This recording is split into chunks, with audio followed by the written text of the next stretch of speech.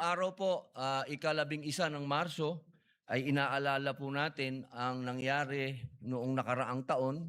Ang atin pong dating Pangulo ay puwersang dinala at ngayon po ay nakakulong sa The Hague, Netherlands.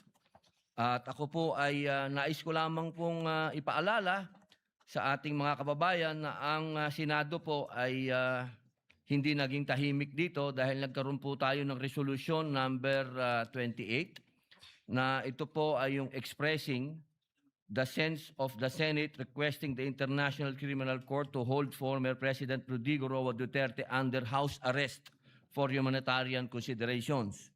At nais ko lamang din po, Ginoong Pangulo, na ipaalala sa ating mga kasama na meron din po tayong proposed Senate Resolution number 307.